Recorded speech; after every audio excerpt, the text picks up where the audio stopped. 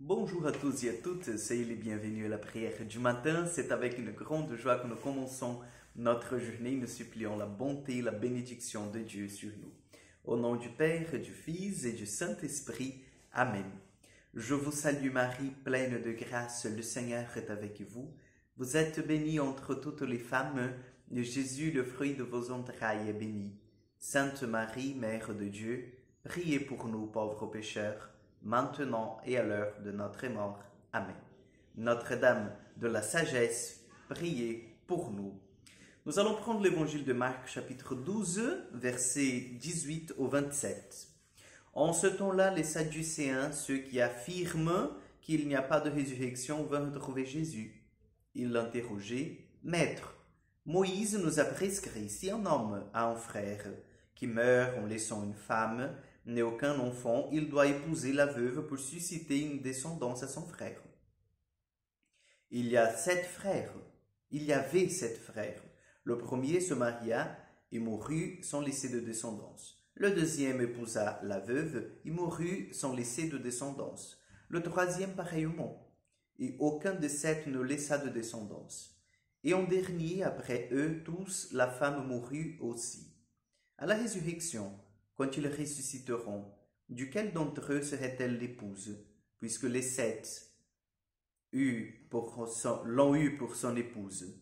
Et Jésus leur dit, « N'êtes-vous pas en train de vous égarer en méconnaissant les Écritures et la puissance de Dieu? Lorsqu'on ressuscite d'entre les morts, on prend ni femme ni mari, mais on est comme les anges dans les cieux. Et sur le fait que les morts ressuscitent, n'avez-vous pas lu dans le livre de Moïse, au récit du buisson ardent, comme Dieu lui a dit, « Moi je suis le Dieu d'Abraham, le Dieu d'Isaac, le Dieu de Jacob ?» Il n'est pas le Dieu des morts, mais le Dieu des vivants. Vous vous égarez complètement. Acclamons la parole de Dieu. Chers frères et sœurs, dans le ciel, on n'aura pas de mari ni de femme, et par conséquent, ni d'enfants. Vous comprenez? Donc, pour ceux et celles qui pensent qu'ils vont passer leur retraite avec leur époux, non, non, non. Bon, bien sûr que oui, parce que si vous serez tous les deux au ciel, vous allez vous rappeler de votre vie passée, de votre vie ici-bas. Mais il n'y aura plus de lien matrimonial, c'est-à-dire il n'y a plus de mariage au ciel. Oh, vous ne pouvez pas vous dire c'est mon époux, c'est mon épouse. Pourquoi, Père César? Parce que nous serons tous un dans le Christ. Nous garderons tout à fait notre singularité, notre personnalité, nous garderons tout à fait nos mémoires, notre vécu, n'est-ce pas, notre histoire, ressuscitée par le Christ, glorifiée par le Seigneur, mais nous n'aurons plus de lien entre nous, comme ici-bas dans cette terre, lorsque l'homme s'unit à une femme par le sacrement du mariage, ils deviennent une seule chair.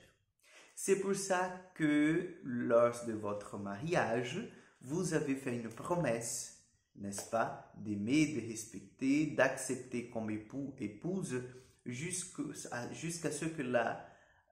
mort, jusqu'à ce que la mort vienne vous séparer. Donc, vous ne vous engagez pas pour l'éternité, vous comprenez? Et c'est pour ça que Jésus, en prenant cet exemple, que les scribes, les pharisiens viennent lui poser cette question, il leur dit, au ciel, nous serons comme des anges. Nous n'aurons plus besoin, en fait, au ciel, de développer cette mission, d'accomplir la mission que Dieu nous a donnée lorsqu'il a fait la terre et les cieux, en disant « Grandissez et multipliez-vous », n'est-ce pas, dans le livre de la Genèse.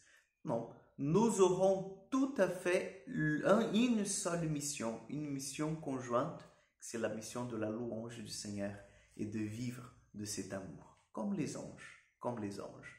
Donc, supplions au Seigneur qu'il puisse déjà préparer notre cœur, supplions au Seigneur qu'il puisse déjà, en fait, nous donner cet avant-goût du ciel.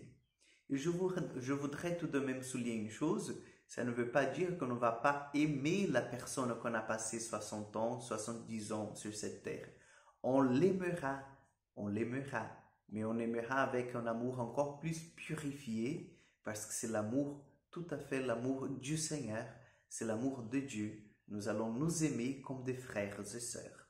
Donc, supplions la bénédiction de Dieu, qu'il nous aide déjà à vivre un amour surnaturel dans nos vies. Amen. Le Seigneur soit avec vous. Que Dieu Tout-Puissant vous bénisse et vous garde, le Père, le Fils et le Saint-Esprit. Amen. Bonne journée, que Dieu vous accompagne et à demain pour encore une prière du matin.